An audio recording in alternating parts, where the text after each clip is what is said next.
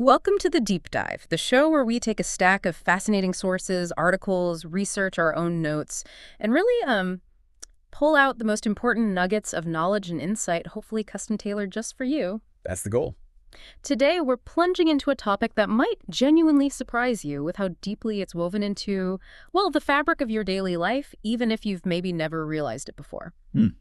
Think for a moment about the phrases you use without a second thought.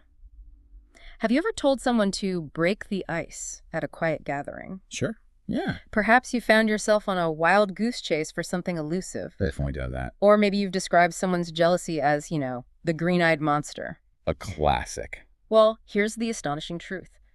Every single one of those phrases, along with hundreds, maybe even thousands, of others that just tumble effortlessly from our tongues, they're Shakespearean creations. Wow. They weren't just common sayings that Shakespeare merely adopted. They originated from the mind of William Shakespeare himself. It truly is remarkable, isn't it?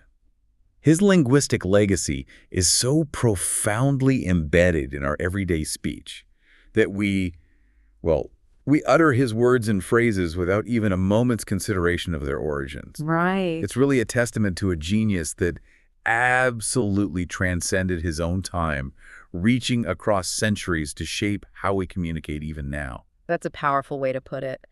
And that foundational, ubiquitous presence is precisely our mission for this deep dive, to unpack the incredible, multifaceted influence William Shakespeare continues to exert across language, literature, theater, psychology, and even the most unexpected corners of modern popular culture, centuries after he walked the earth. It's everywhere. Yeah, and this isn't just about revisiting dusty old plays you might have, reluctantly read in high school. No, definitely not. It's about understanding how his unparalleled genius quite literally shaped the very world we live in today. From our vocabulary to our understanding of human nature, his fingerprints are everywhere. And what's particularly fascinating here is how his influence truly isn't confined to a single domain. It spills over, doesn't it, into so many different aspects of our world. Totally. Our sources for this deep dive are incredibly diverse, which I think reflects that expansive impact. Yeah. We're looking at everything from the meticulous conservation efforts dedicated to preserving his physical birthplace in Stratford-upon-Avon. Right, the actual house. Exactly. All the way to rigorous academic discussions on his psychological insights, and even lively popular debates on, say, how his works are adapted in modern film and stage. Yeah, those debates get pretty heated sometimes. They do. So it really sets the stage for a truly comprehensive and, I think, surprising exploration of the bard's enduring legacy. All right, let's unpack this fascinating topic and start at the very beginning, quite literally. We're going to ground ourselves in Shakespeare's physical world specifically, his birthplace in Stratford-upon-Avon. Good place to start. This takes us into the meticulous, almost unseen work involved in preserving these historical sites and their truly priceless collections, making sure they remain for future generations. Indeed. The Shakespeare Birthplace Trust's conservation team has an incredibly demanding yet often invisible daily routine. Their primary and vital role is to protect and maintain not only the historic house itself, but also the extensive and fragile collections displayed within it. So everything inside, too. Everything. Original manuscripts, delicate fabrics, furniture. This critical work falls broadly into two main categories: preventative and interventive conservation. Think of it as a constant dance between stopping damage before it happens and carefully mending it after it's occurred. Sure, preventative conservation sounds exactly like what it implies, stopping damage before it becomes an issue. Given the age and fragility of these artifacts, what are some of the truly meticulous or maybe surprising daily rituals involved in keeping everything pristine? You're absolutely right. Preventative conservation is all about proactive vigilance and mitigation, before damage can occur. For instance, one of their core tasks is weekly surface dusting. Okay, dusting. Sounds simple enough. But this isn't just any dusting. They use very specific, dedicated brushes made of pony or hog's hair. Pony hair. Wow. Yeah, these aren't just for show. They're designed with incredibly soft bristles to gently lift even the finest particulate debris from objects without causing any abrasion or scratching. Right. You wouldn't want to scratch a centuries-old table. Exactly. This gentle removal prevents the slow, insidious accumulation of dirt, which over time can actually become abrasive, or it can chemically react with surfaces, or simply become too ingrained to remove without more drastic measures. It's about being incredibly delicate and precise, like cleaning a priceless ancient painting. So it's like a highly specialized, intensely careful housekeeping routine, but on artifacts that are literally irreplaceable. That level of detail is quite astounding. Precisely. And their preventative measures extend far beyond just cleaning. They also strategically place what they call blunder traps throughout the house. Blunder traps, what on earth are those? Sounds like something out of a comedy. Huh, yeah. The name's a bit funny. But they're small, discrete devices, essentially sticky traps, used to monitor for any pest activity. Ah, pests. Right. Why? Because pests, which can range from minuscule carpet beetles and silverfish to more obvious wood-boring beetles and bookworms, pose a truly significant and devastating risk to historical collections. I can imagine. Little critters munching on history. Exactly. A single bookworm, given enough time, can tunnel through multiple pages, and a beetle infestation can compromise the structural integrity of wooden artifacts. Catching even a single pest early is critical. It's like an early warning system to prevent a widespread destructive invasion. That makes perfect sense. Little critters could do catastrophic damage to old books, delicate fabrics, wooden structures. I imagine light exposure and humidity are also massive enemies of old artifacts, maybe even more so than pests. They absolutely are, and they're perhaps the most pervasive and challenging to control. The team conducts quarterly light level measurements using a specialized light meter. Okay. They meticulously check both lux, which measures visible light intensity, and UV, which measures ultraviolet light exposure. Why both? Well, because both forms of light, especially UV, can cause irreversible damage. Fading pigments in paintings or textiles, weakening fibers, degrading organic materials over time. Imagine leaving a cherished old photograph in direct sunlight for months. The colors will just vanish. Right, bleaching. That's what they're preventing on a grand scale. And in parallel, environmental conditions like temperature and relative humidity, or RH, are continuously monitored using highly sensitive handwell environmental sensors placed throughout the house. High-tech stuff for an old house. Very much so. This data is transmitted directly to the collections team, allowing them to make immediate adjustments if conditions aren't ideal. For example, if humidity spikes, it could encourage mold growth or cause wood to swell and crack. It's a high-tech, real-time approach to preserving a very old and fragile building, requiring constant vigilance. That's incredibly thorough for preventative measures, but inevitably, I suppose, some wear and tear happens, or maybe an existing weakness becomes apparent. What does interventive conservation look like when damage has already occurred? What kind of active repairs do they perform? Right. Interventive conservation is a direct and targeted response to existing damage, aiming to halt its progression, slow down deterioration, or, if possible, repair it. This isn't about daily cleaning. It's about active treatment. Like fixing something that's broken. Exactly. For instance, it could involve a conservator carefully cleaning deeply ingrained grime from doors and windowsills, something beyond the regular dusting, or meticulously applying a protective wax layer to metal objects prone to rust, actively preventing further chemical deterioration. These are hands-on, often painstaking procedures designed to stabilize and prolong the life of the artifact. And I'm sure handling the actual historical objects, what you call the accessioned items, the really valuable catalog stuff must require an almost surgical level of care. Oh, absolutely. It's paramount. There are very strict protocols in place for any work involving these items. For instance, nitrile gloves must always be worn. Why nitrile specifically? To prevent the transfer of oils, acids, or dirt from hands onto the object's surface. That stuff can cause irreparable staining or degradation over time. And when lifting smaller items, proper support is crucial. How so? They ensure the weight is distributed evenly to avoid placing undue stress on any existing cracks, fragile handles, or loose parts that could just, snap under pressure. Even moving large pieces of furniture, like a heavy old oak chest, requires specific, choreographed precautions to ensure the safety of both the object and the conservation staff. Every single movement is meticulously planned and executed. It sounds like a full-time, round-the-clock commitment requiring incredible dedication and specialized knowledge. What's a typical day or even a typical season like for this team? Is it always this intense? It is indeed intense, and it's a commitment that never truly ends. The conservation team often begins their day incredibly early, long before the first visitors arrive. Before the doors even open. Exactly. Yeah. And they continue working throughout opening hours because projects are always ongoing in different parts of the property. During busier months, their focus shifts to tasks that won't disrupt the visitor experience, perhaps working on areas that are less frequented or performing more generalized upkeep like cleaning the house's numerous Victorian window panes. Okay. However, in the quieter winter months, once the main visitor season concludes, they undertake a rigorous, methodical, room-by-room deep clean of the entire house. The whole place. Wow, the whole place. This is a monumental task that can include physically sweeping out chimneys and meticulously brushing down ancient beams and walls to remove centuries of accumulated dust and soot. That sounds like hard, dirty work. Oh, it is. Tasks that absolutely require specialized equipment, like goggles and dust masks, due to the sheer amount of debris involved. It's a completely immersive process. So it's clearly not just the dedicated conservation team keeping these historical sites pristine. It sounds like a truly collective effort, right? Involving everyone who works there and even the visitors. That's a crucial point, and it's one they emphasize constantly. Conservation is truly a shared responsibility. It extends far beyond the specialized conservation team to include every member of staff, the dedicated volunteer guides who passionately share the story of the house. The people giving the tours. Exactly. And even visitors themselves. For example, visitors are politely asked to keep their camera flashes switched off. Oh, right, the light damage you mentioned. Precisely. It's not just as a courtesy, but to prevent the cumulative light damage to the delicate collections we discussed earlier.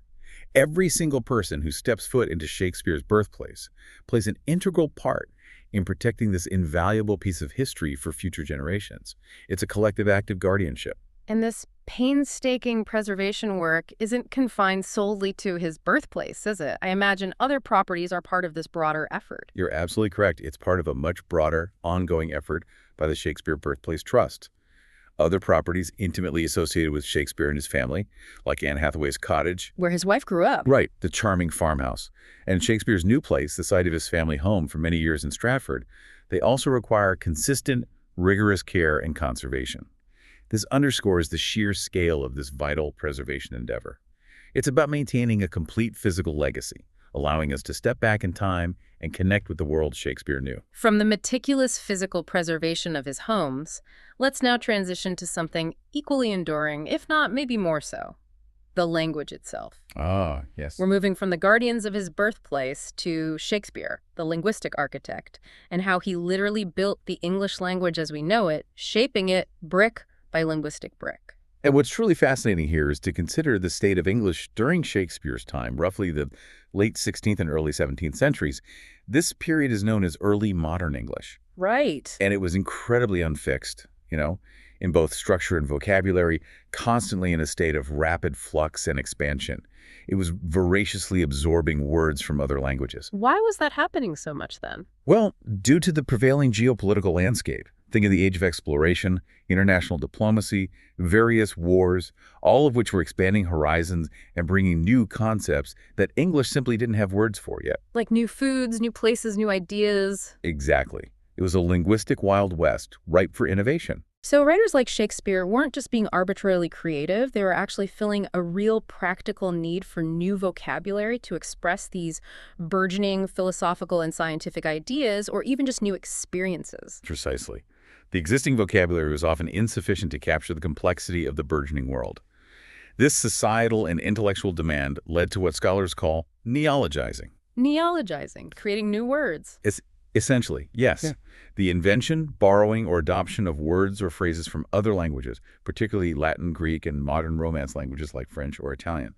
Scholars estimate that between 1500 and 2018, an astonishing approximately 30,000 new words, especially nouns, verbs, pronouns, modifiers, were added to the English language. 30,000, that's huge. It is, and Shakespeare was not merely a participant, he was at the very forefront of this linguistic revolution, almost like a one-person language factory. That's an astonishing number of words added over centuries. When we talk about Shakespeare, the word weaver, how many words are we actually talking about that he himself introduced or was the first to record? Because thousands often gets thrown around, but I'm curious about a more precise figure. It is a truly remarkable figure, and it's easy to exaggerate, so it's good to be precise.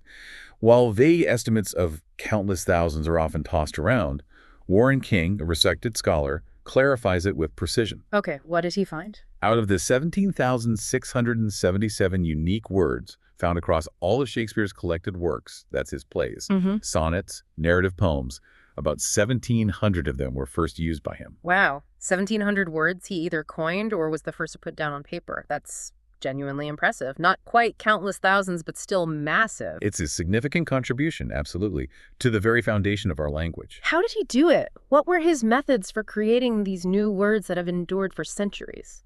He was incredibly innovative, almost a linguistic alchemist.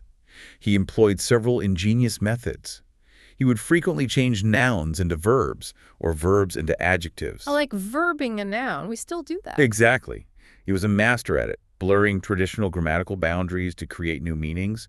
He'd also connect previously unrelated words to form novel compound words. Like? We'll get to examples in a sec. Furthermore, he often added prefixes and suffixes to existing words to devise entirely new ones, expanding their semantic range.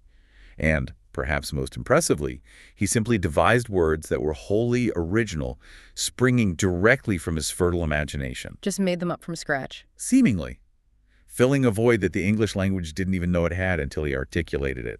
Can you give us some concrete examples of these words he coined? I'm curious which ones we use literally every day without realizing we owe them to him. Of course, the list is wonderfully surprising. Think about words like birthplace, which feels so fundamental, but he coined it. No way. Birthplace. Yep. Or the evocative dewdrop, the radiant radiance, and the vigilant watchdog. He also gave us humble but essential words like blanket, bump, the emotionally resonant lonely. Lonely. That feels so basic. Right. Before him, you might have described someone as alone, but lonely captured a specific emotional state that didn't have a single perfect word.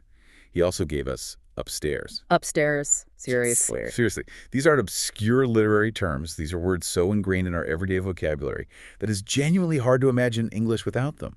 He didn't just add to the dictionary. He gave us new ways to articulate our inner lives and the world around us, permanently enriching our capacity for expression. And it's not just single words, but entire phrases that have become common currency, often without us knowing their origins. You mentioned a couple in the intro, but what are some other widely used expressions that originated with Shakespeare? I bet our listeners use them all the time. You'd be truly surprised by the sheer volume of common expressions that are actually Shakespearean creations. Many of the idioms we use daily are direct imports from his plays. For example, if you say something has seen better days, Use that one. or strange bedfellows make a curious pair, or describe something as a sorry sight, you're quoting Shakespeare.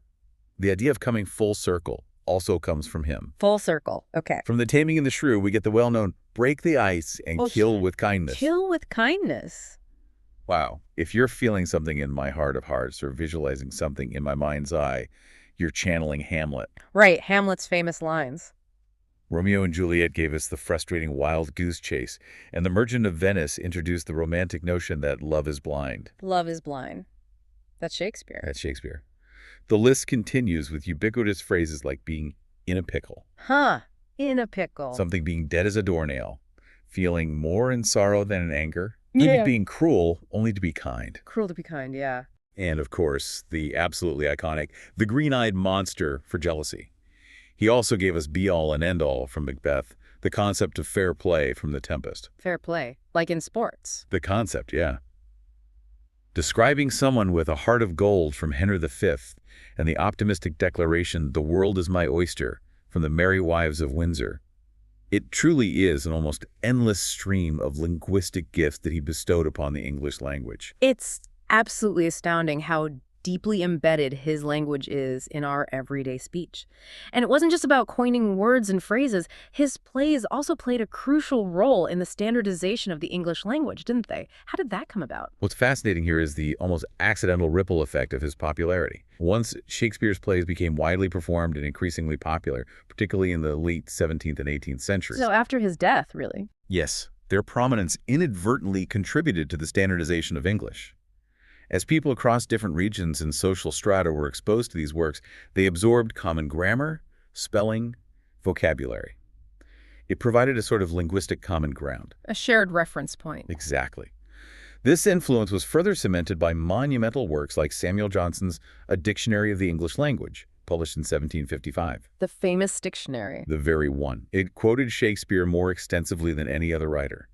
This dictionary became a foundational text for English, and by featuring Shakespeare so heavily, it amplified his role in solidifying what was considered correct or established English. So his sheer popularity and literary prominence indirectly helped to solidify what correct or standard English was, simply because so many people were engaging with his texts. Precisely. It was a powerful, if indirect, form of linguistic authority. However, this raises an important question regarding what some scholars call the Shakespeare effect on dictionary. The Shakespeare effect, what's that? Well, historian Jonathan Hope suggests a fascinating nuance. Victorian scholars who meticulously read texts for the first edition of the Oxford English Dictionary. The OED, right. Yes. They paid exceptional attention to Shakespeare. His texts were read more thoroughly and cited more often than those of his contemporaries. Because he was considered the greatest. Presumably. This intense, thorough citation might have led to him being credited with the first recorded use of words or specific senses of words that might in fact have been found in other earlier writers if those sources had been subjected to the same level of scrutiny. So it might be a bit skewed because they looked so closely at his work. It's possible. So while he was undoubtedly a massive innovator, our historical documentation practices might subtly amplify his already enormous contribution. Yeah. It's a subtle but important nuance in understanding his full linguistic legacy. That's a great point about potential historical documentation biases shaping our perception. He was undoubtedly a linguistic powerhouse, but it reminds us to look at the full context. Let's move to his poetic innovations. He wasn't just inventing words. He was fundamentally transforming the very structure and rhythm of poetry and drama. How did he achieve that? Yes, his mastery and indeed perfection of blank verse is one of his most significant, though often underappreciated, contributions. Blank verse is essentially unrhymed iambic pentameter. Okay, break down iambic pentameter for us again. High school was a while ago. Sure. Think of it as a line of verse with 10 syllables, characterized by an alternating pattern of unstressed and stressed syllables. You can hear it as a rhythm, like da-dum, da-dum, da-dum, da-dum, da-dum. Okay, got it. 10 beats, unstressed, then stress. Right. But the key is unrhymed. This free speech rhythm gave Shakespeare an incredible degree of freedom for experimentation. It allowed for a more natural, fluid flow of language that mimicked human conversation, yet retained a poetic structure. So it sounded more real, less sing-songy than rhyming couplets. Exactly. This flexibility enabled him to expand his dramatic language into rich, complex images, and to form subtle unities between a character's inner thoughts and their external actions. It made his characters sound incredibly real, even when speaking in verse. That's a fantastic way to break it down. So it wasn't just a stylistic choice. It allowed him to achieve a much deeper, more organic connection between the language, the narrative, and the inner lives of his characters. Precisely. He introduced what is often called verbal immediacy and a profound molding of stress to the movement of living emotion in poetry. Can you give an example? Sure, take Sonnet CXXX, which begins with the line, "When my love swears that she is made of truth, I do believe her, though I know she lies." Ooh, complex. Right. In those deceptively simple words, he expresses incredibly complex, contradictory attitudes and emotions, a blend of trust and cynical awareness, love and disillusionment, all within a single line. It demonstrates his remarkable capacity to analyze and express deep, nuanced human feelings with profound vividness and economy, making the internal external in a powerful way. And his sonnets themselves are absolutely iconic, aren't they? They're still studied and revered today. They absolutely are. The Shakespearean sonnet is a very specific poetic form. 14 lines structured into 3 quatrains. 4-line stanzas. Right, followed by a final concluding couplet. 2-line stanza. Exactly. The rhyming scheme is quite distinctive. Abab, CD, CD, FF, dig. He wrote about 154 sonnets, published collectively in 1609. They generally fall into 2 main groups. Okay. The first, more numerous group, addresses a handsome young man, often praising his beauty or lamenting the passage of time. The second group refers to a mysterious dark lady, often exploring themes of passionate, complex, sometimes fraught love. The Dark Lady sonnets, right. Yes. Sonnet 18, famously beginning, "Shall I compare thee to a summer's day," is a prime example from the first group. Everyone knows that one. In it, he compares a young man's enduring qualities to exceeding the fleeting beauty of a summer's day, ultimately immortalizing that beauty through the power of his verse. It's a perfect illustration of his linguistic and poetic artistry. Okay, let's transition from the intricate beauty and profound impact of his language to his direct and often revolutionary influence on the very structure and content of plays and wider literature. How, specifically, did Shakespeare revolutionize theater itself, pushing its boundaries in ways no one had before? What's truly fascinating here is how he fundamentally transformed not just English theater, but European theater as a whole. Before Shakespeare, much of theater was, well, more didactic, often reserved for the wealthy and educated elite, or focused on moral allegories. Like morality plays. Exactly. Shakespeare, however, expanded expectations about what theater could achieve through radical innovation in characterization, plot, language, and genre. He developed theater to an amazing extent, pushing it beyond its previous limits. And crucially, his plays appeal to everyone, right? Not just the rich folks. Absolutely. His plays, imbued with universal truths and complex human emotions, possessed an unparalleled appeal to everyone, from the groundlings standing in the pit. The cheap seats, or rather standing room. Right, up to the nobility in the galleries. This led to what we call a populist turn in audience engagement. So he made theater truly accessible to the masses, and they reacted vocally, even raucously, at his performances. These groundlings, as they were called, they really changed the dynamic, didn't they? They absolutely did, and they were crucial to the evolution of his art. The energetic presence and vocal participation of the groundlings saved the drama from academic stiffness and preserved its entertainment bias. How so? Their reactions, cheers, boos, laughter, even throwing things if displeased, forced playwrights like Shakespeare to keep their plays dynamic, engaging, and directly appealing to a broad audience, not just the scholarly few. Keep them entertained or else. Pretty much. It enhanced his work both practically, by ensuring financial success, and artistically, by demanding a constant flow of gripping action and relatable emotion that resonated with all segments of society. And he did something truly groundbreaking with character and plot integration that seems so obvious now but wasn't before him. Yes. A key, often overlooked innovation was the profound way he integrated characterization with plot. Before Shakespeare, characters often served the plot. They were vehicles to move the story forward. Shakespeare reversed this. Take Hamlet, for example. The plot of the play is utterly inseparable from Hamlet's complex, conflicted, introspective character. If the main character were different in any significant way, if Hamlet were impulsive instead of contemplative or purely vengeful instead of hesitant, it would be a completely different story. Exactly. The entire plot would be completely altered. The character's inner world, their psychology, their motivations drives the external events in a way that was profoundly new and set a precedent for all dramatic writing to follow. He also innovated by creating entirely new genres, didn't he? I remember Romeo and Juliet being described as a romantic tragedy, which sounds like an oxymoron if you think about it. That's precisely it. He broke conventional molds by creating new genres. The romantic tragedy, exemplified by Romeo and Juliet, is a perfect case in point. Because romance wasn't considered tragic before. Largely, no. Romance was considered a frivolous or lighthearted subject, certainly not suitable for the profound, often morally driven, stakes of tragedy. But he boldly mixed elements of tragedy and comedy within the same play, creating a richer, more nuanced, and emotionally resonant experience. He broadened the emotional range and thematic complexity available to playwrights, showing that even love, in its extreme forms, could lead to profound tragedy. His revolutionary use of soliloquies also sounds like a real game changer. They weren't just for exposition anymore. Exactly. Before Shakespeare, soliloquies, those moments when a character speaks their thoughts aloud, usually when alone on stage, were typically used by playwrights to introduce characters, convey necessary information to the audience, or reveal future plans. Kind of like an infodump. Right. They were largely functional. Shakespeare revolutionized their purpose and impact. He transformed them into profound psychological explorations, using them to delve deeply into a character's inner motivations, moral conflicts, and existential dilemmas. They became a direct, intimate window into the character's mind. So we hear what they're really thinking. Precisely. Allowing the audience to witness the raw, unfiltered process of thought and emotion, giving unparalleled psychological depth to his characters. And his characters themselves were described as being very near to reality, which also sounds utterly revolutionary for the time, considering how stylized theater often was. They truly were. His characters exhibited remarkable insight into character, its continuity, and its variation. This meant they weren't static archetypes. They changed, they evolved, they often contained contradictions, just like real people. Flawed and complex. Absolutely.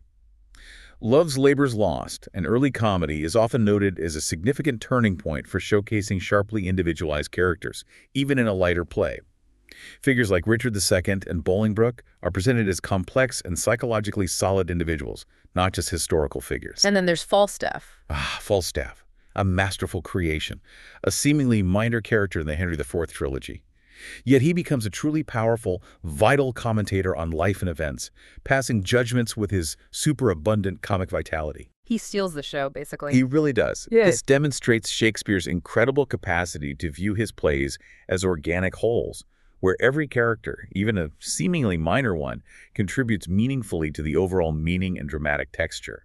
His characters feel alive because they are so multifaceted. And he dominated history plays early in his career, didn't he? Almost establishing a new form for dramatizing England's past. He absolutely did. A significant portion of his early output, specifically 9 out of the 18 plays he produced in his first decade as a playwright, were chronicles or histories. Wow, half his early plays. Yeah.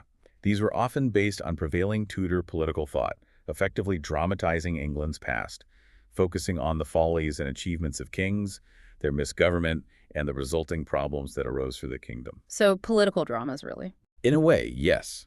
In shaping, compressing, and often altering these historical chronicles for the stage, Shakespeare honed his remarkable art of dramatic design and simultaneously developed his profound insight into human character and political machinations. These history plays were essentially the blockbuster sagas of their day. So what does this all mean for his influence on European and American literature beyond just the stage? How did he continue to shape storytelling for centuries to come? If we connect this to the bigger picture, Shakespeare's influence spread far beyond the confines of the theater. He profoundly impacted some of the most towering figures in literature.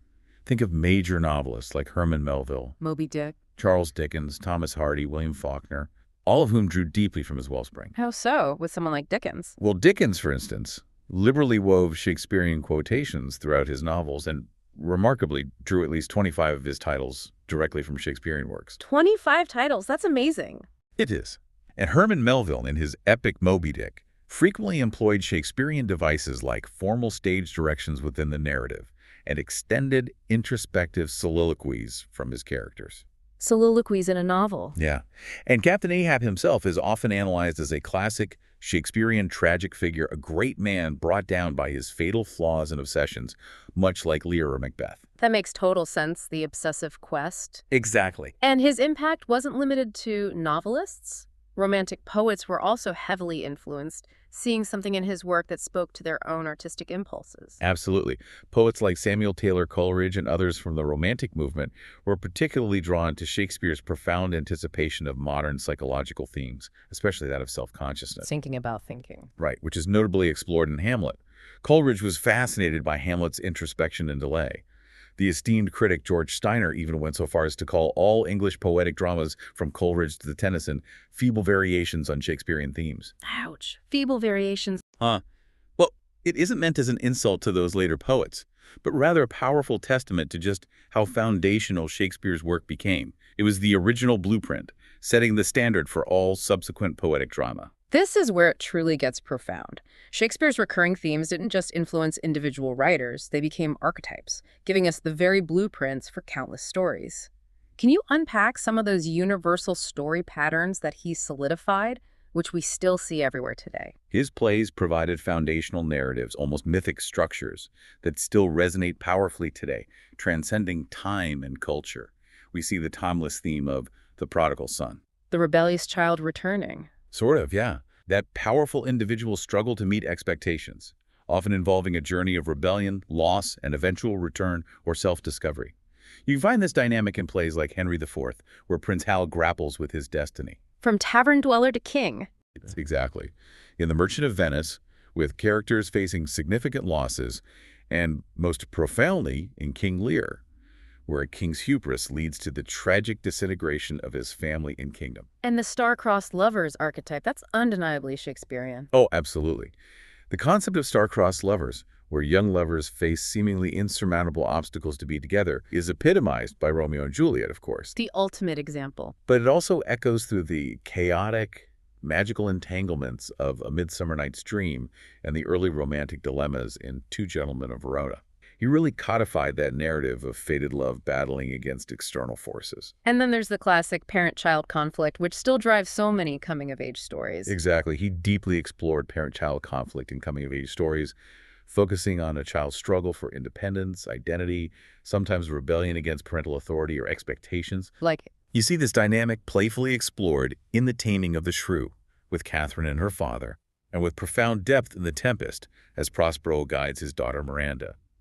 And again, Hamlet provides perhaps the most intense and complex portrayal of a child grappling with the legacy and demands of a deceased parent. These are themes that are as relevant to family dynamics today as they were in Elizabethan England. and he also famously took real history and legends and dramatized them, cementing them in the collective consciousness as powerful narratives. Yes, his history plays, such as Richard III and King Lear, which dramatizes a legendary British king, took Britain's past and popular legends and transformed them into gripping theatrical experiences.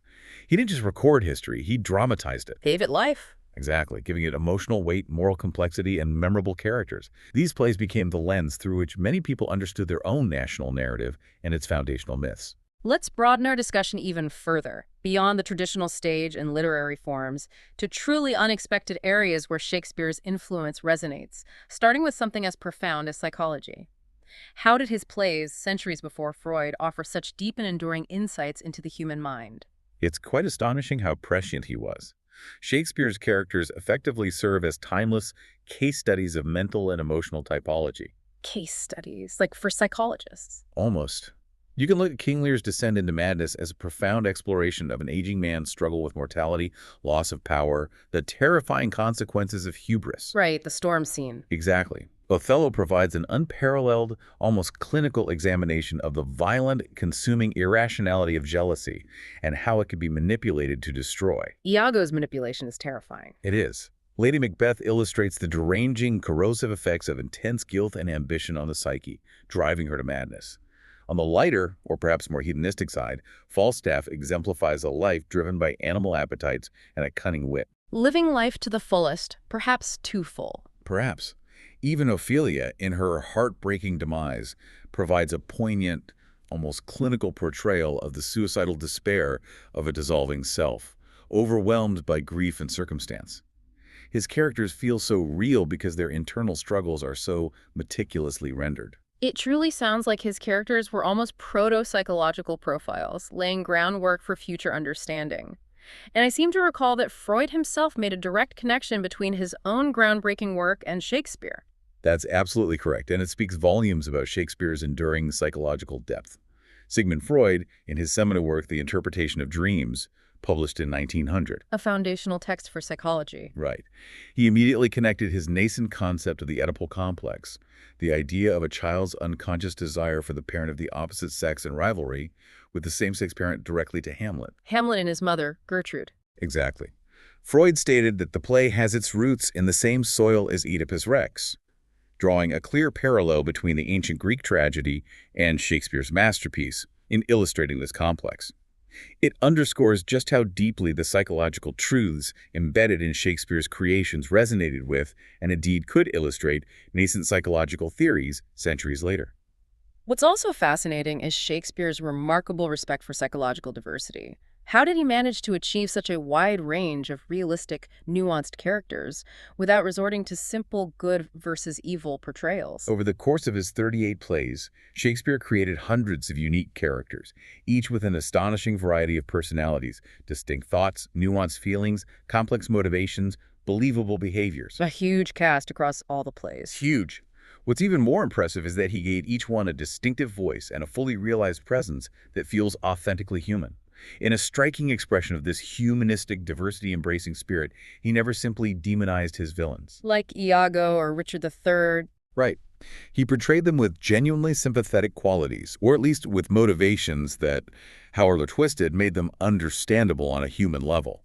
Conversely, his heroes like Henry V, Prospero, or Rosalind are truly good, but he consistently show their flaws, vulnerabilities, internal struggles. Nobody's perfect. Exactly. This incredibly nuanced portrayal lends immense psychological depth to his work, allowing us to see echoes of ourselves in even the most extreme characters. He also profoundly explored the power of imagination itself in his plays. Indeed.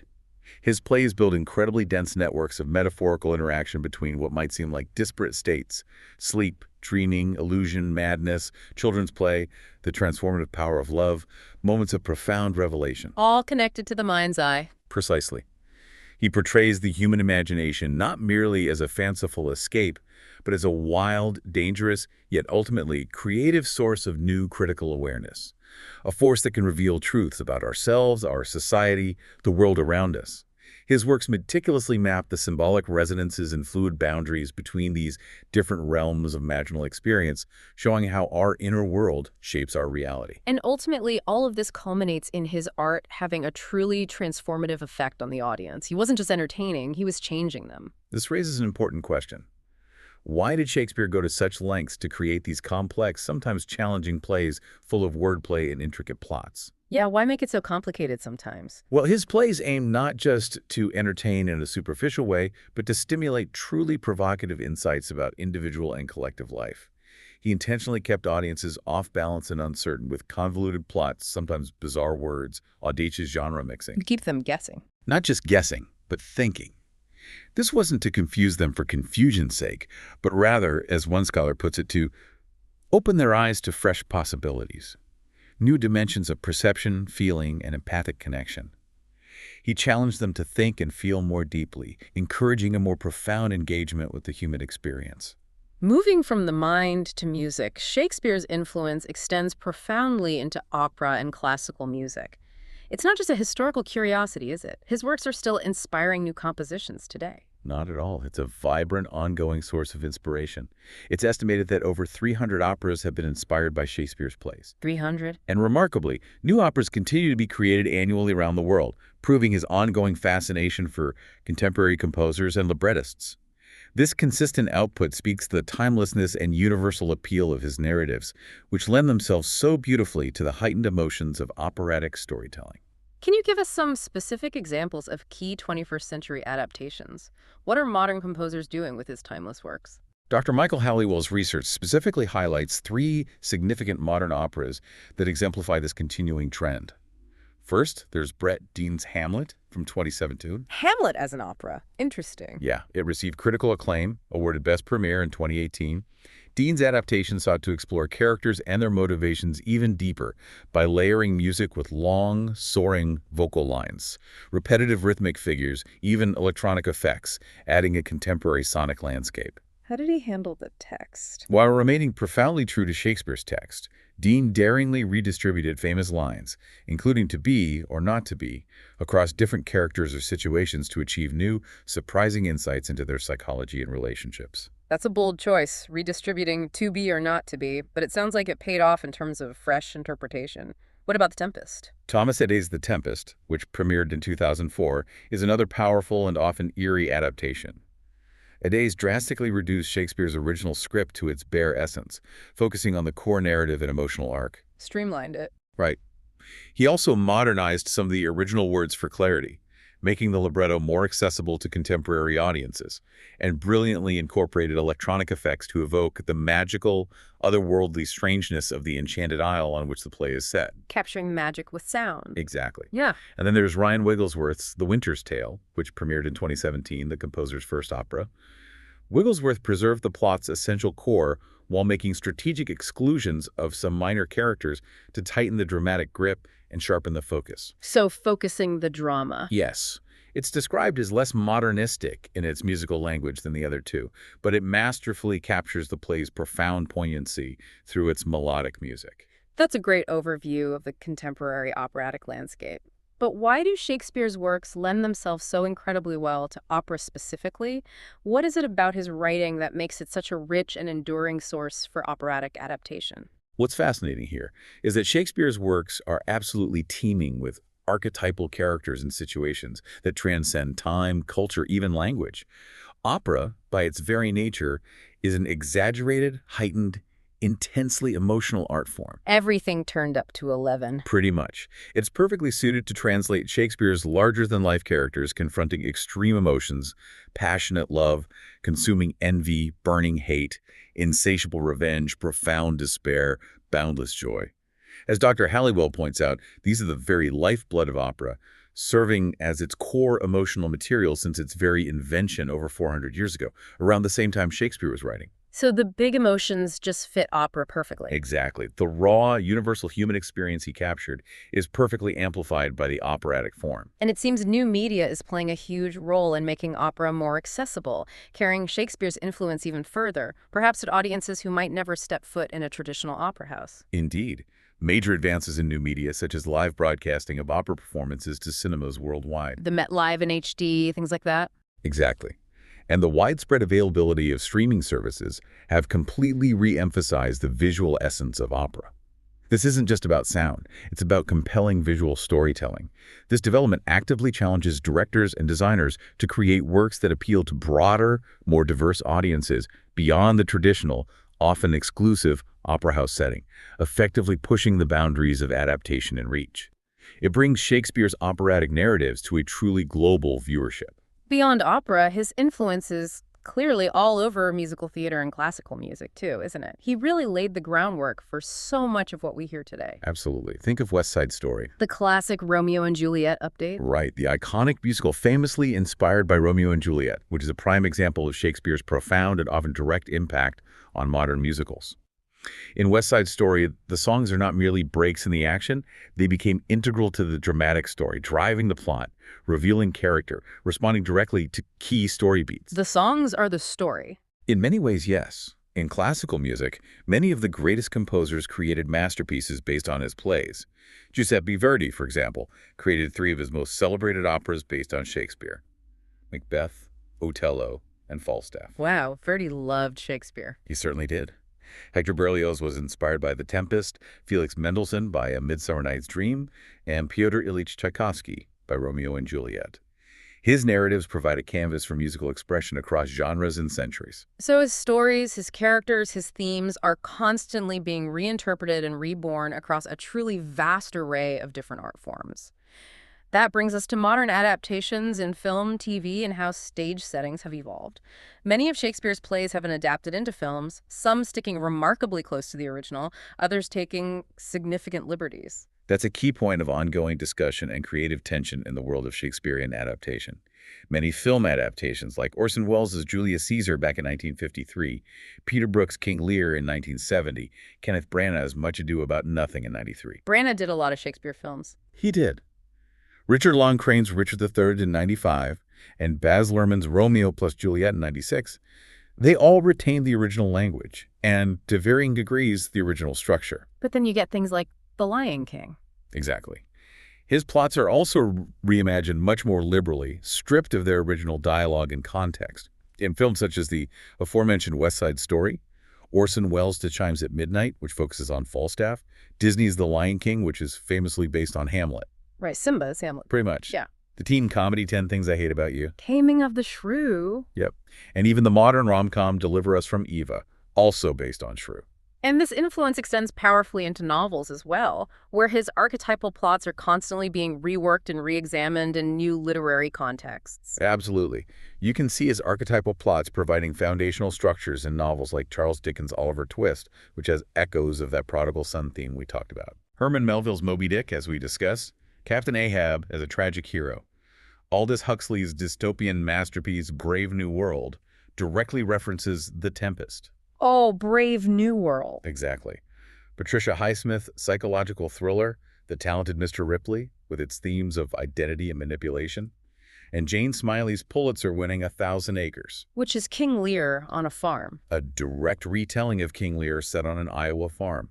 His foundational narratives provide an endlessly rich springboard for new stories across different eras and settings. This brings us to a fascinating and sometimes quite contentious debate within the Shakespeare community. What do we really think about setting Shakespeare's plays in modern contexts rather than their historical periods? I know on platforms like Reddit, there's a whole spirited discussion about this. What are some of the compelling arguments for staging Shakespeare in a contemporary setting? It's a very active and often passionate debate, and there are strong arguments on both sides. Proponents often center their arguments on relatability and accessibility. Making it easier for today's audiences. Essentially, yes. Many believe that modern settings make the plays far more immediate and understandable to contemporary audiences, especially when dealing with universal themes of human emotion, power struggles, moral dilemmas that resonate across centuries. It can strip away the perceived dustiness of period pieces. Get rid of the tights and roughs feel. Right. Practically, it can also be significantly more cost-effective for productions. No need for expensive, historically accurate period costumes or elaborate historical sets. Cheaper to stage. Can be. Some directors and scholars even argue that Shakespeare himself adapted older stories and that his plays were often performed in contemporary Elizabethan or Jacobean clothing, regardless of the historical setting of the play itself. Oh, that's interesting. So Romans might have been wearing Elizabethan clothes on his stage. It's believed so, yes. So, they argue, modernizing settings aligns with his original intent to speak directly to his contemporary audience. That's a really interesting historical parallel, suggesting he was already adapting for his immediate audience. But what are the significant challenges or cons of modern settings? Where can it really go wrong and perhaps even undermine the original work? This is where the nuance is critical, and it often comes down to execution. Critics point out that the old language, Shakespeare's rich, poetic, sometimes archaic English, can clash jarringly with modern settings. Like hearing someone in jeans talk about wherefores and haths. Exactly. It can create a disorienting disconnect for the audience. There's a significant risk of pigeonholing deeper meanings, or of productions being done purely for a superficial aesthetic wow factor without genuinely supporting or illuminating the underlying story or characters. Style over substance. Potentially. It can also severely break the audience's suspension of disbelief if modern elements like cell phones, modern surveillance, contemporary warfare technology aren't consistently applied, or if anachronisms create significant plot holes. Right, like why doesn't Romeo just text Juliet? Precisely. A modern Hamlet might struggle without a rapier for key duels, or a servant delivering written invitations makes little sense if characters supposedly have smartphones. Some feel it can be insulting to the audience's intelligence if it's assumed they won't get it otherwise, implying modern audiences can't appreciate historical context. And some people just prefer the original setting. Yes, others simply prefer traditional settings to preserve the original intent, historical accuracy, or the aesthetic beauty of the period. So it's clearly a very fine line to walk. It can be absolutely brilliant when done well, or it can fall completely flat. What's the general consensus then on how to make a modern adaptation work effectively to truly serve Shakespeare rather than detract from him? The general consensus seems to be that it can work exceptionally well, but only when done with care and genuine passion, and crucially, a deep understanding of the source material. You have to know what you're doing. Absolutely. The modern setting must serve the characters and the story, rather than the story being forced into a trendy setting.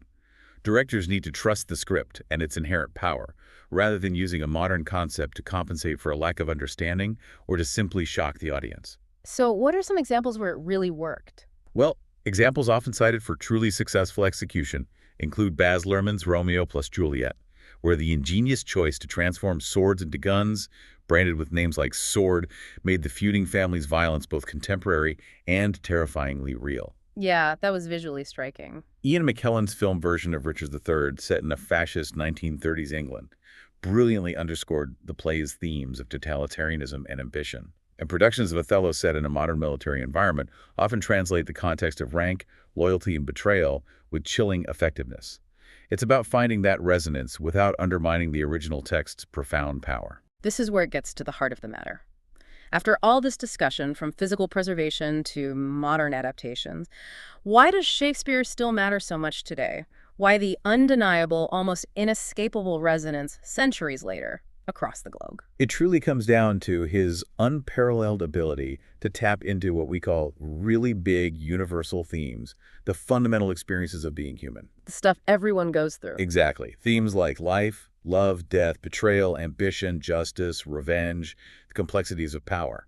These are not confined to Elizabethan England. They resonate across centuries, cultures, individual lives. And in characters. Yes, his characters, whether they are tragic heroes like Hamlet or Lear, or comic fools like Falstaff, offer timeless insights into human nature. They hold up a mirror to our own lives, allowing us to see our own struggles, joys, flaws reflected in their experiences. Learning about ourselves through them. Right. This doesn't just entertain, it teaches us empathy, helping us to understand different perspectives and the multifaceted nature of the human condition. The sheer emotion and rawness of speeches like Hamlet's "to be or not to be" monologue transcend any specific time or place, striking a chord with anyone who has ever grappled with existential doubt. And his impact on education and global culture is absolutely massive, extending far beyond the Anglosphere. It truly is immense. Shakespeare's works are not just remnants of a past era. They are actively studied, performed, debated globally.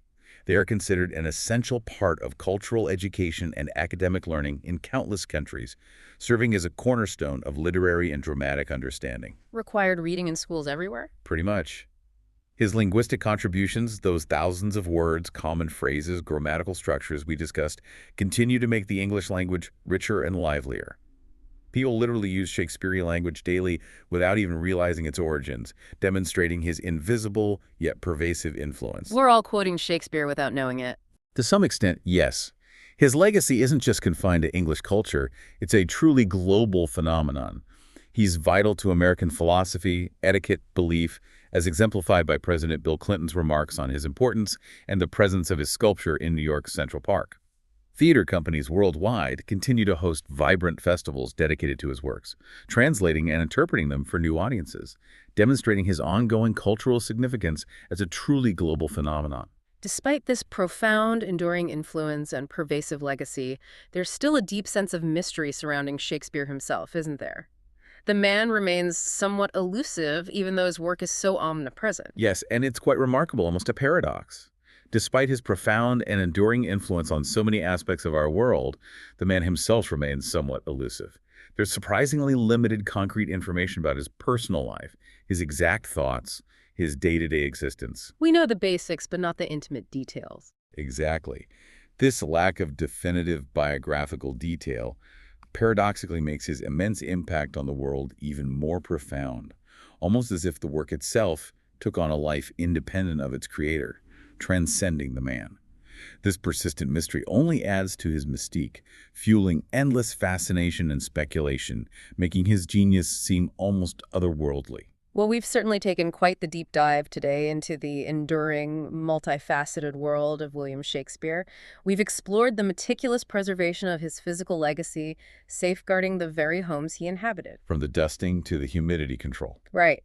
We delved into the astonishing breadth of his linguistic contributions, demonstrating how he quite literally built and enriched the English language, giving us thousands of words and phrases we use without a second thought. Lonely, upstairs, break the ice. The list goes on. We journeyed through his revolutionary impact on theater and literature, seeing how he transformed storytelling itself, creating archetypes that still shape narratives today. Star-crossed lovers, parent-child conflicts. We even touched on how his characters offer profound psychological case studies, influencing thinkers centuries later, and how his timeless stories continue to inspire countless operas, musicals, and modern adaptations across every medium. From Verdi to West Side Story to modern film. Ultimately, we discovered why his universal themes continue to resonate with us so deeply, providing an enduring mirror to the human condition across centuries. His insights into human nature, into love, loss, power, ambition, redemption remain as relevant and piercingly true today as they were over 400 years ago. He didn't just write plays. He truly shaped not just a language, but a fundamental way of understanding ourselves, our relationships, and the complex world around us. Yeah. His words are not just literature.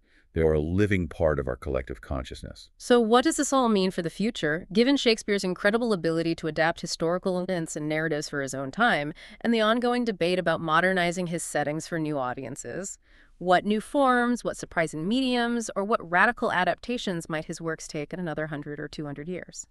That's a fascinating question. How will they continue to reflect the ever-evolving human experience in ways we can't even imagine right now? And for you, our listener, after this deep dive, what aspect of Shakespeare's enduring impact resonates most profoundly with you? Something to ponder until our next deep dive.